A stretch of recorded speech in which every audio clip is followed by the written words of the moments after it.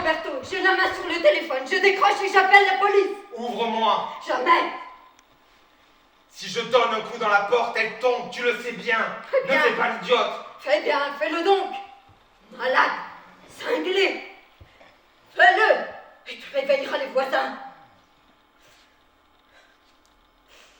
Tu n'es plus à l'abri en prison, car s'ils te voient, ils te lâcheront.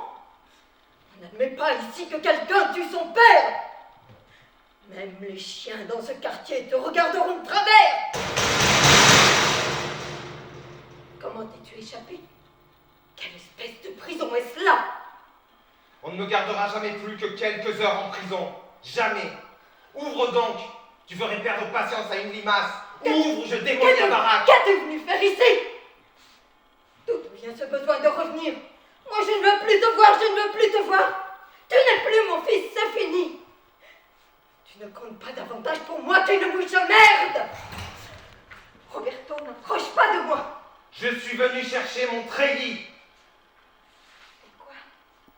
Mon treillis, ma chemise kaki et mon pantalon de combat. Cette saloperie d'habit militaire. Qu'est-ce que tu as besoin de cette saloperie d'habit militaire? Tu es fou, Roberto. On aurait dû comprendre cela quand tu étais au berceau et te foutre à la poubelle. Bouge-toi, dépêche-toi, va me chercher mon treillis. Je te donne de l'argent. C'est de l'argent que tu veux. Tu t'achèteras tous les habits que tu veux. Je ne veux pas d'argent. C'est mon treillis que je veux. Je ne veux pas. Je ne veux pas. Je vais appeler les voisins. Je veux mon treillis. Ne crie pas, Roberto. Ne crie pas. Tu me fais peur. Ne crie pas. Je vais réveiller les voisins. Je ne peux pas te le donner. Il est sale. Il est dégueulasse. Tu ne peux pas le porter comme cela. Laisse-moi le temps de le laver, de le faire sécher, de le repasser. Je le laverai moi-même. J'irai à la laverie automatique.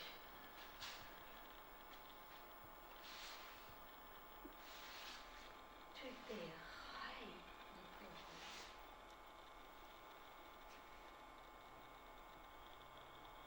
Tu es complètement cinglé. C'est l'endroit que je préfère. C'est calme, c'est tranquille. Et il y a des femmes. Je m'en fous. Je ne veux pas te le donner. Ne t'approche pas de moi, Roberto. Je suis encore dans le deck de ton père. Est-ce que tu veux me tuer à mon tour? N'aie pas peur de moi, maman. J'ai toujours été doux et gentil avec toi. Pourquoi aurais-tu peur de moi? Pourquoi est-ce que tu ne me donnerais pas mon treillis? J'en ai besoin, maman, j'en ai besoin.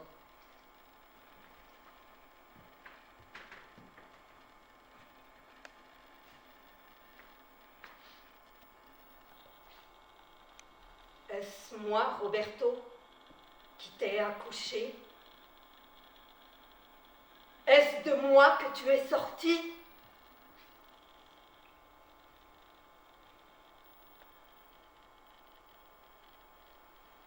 Si je n'avais pas accouché de toi ici, si je ne t'avais pas vu sortir et suivi des yeux jusqu'à ce qu'on te pose dans ton berceau, si je n'avais pas, depuis le berceau, suivi de mes yeux, si je n'avais pas suivi de mes yeux, depuis le berceau,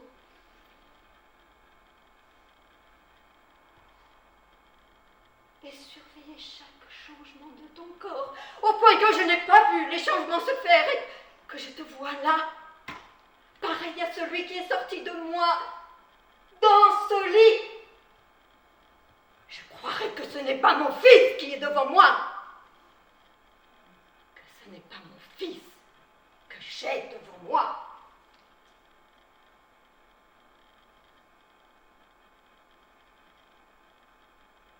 Pourquoi? pendant 24 ans. Est-il devenu fou brusquement?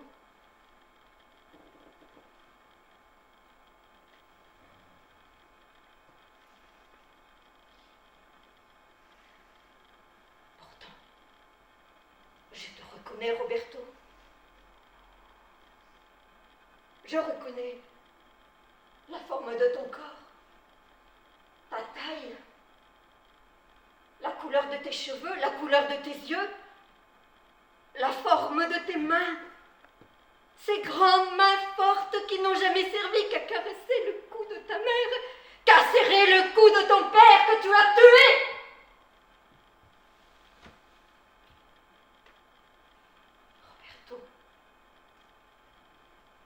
Roberto,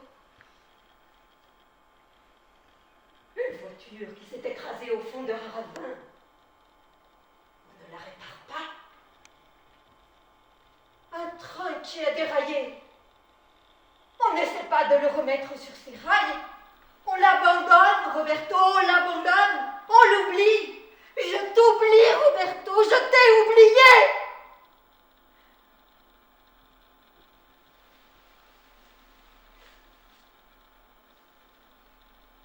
Avant de m'oublier, dis-moi où est mon treillis. Elle est là, dans le panier. Il est sale et tout froissé. Maintenant, va-t'en. Tu me l'as juré.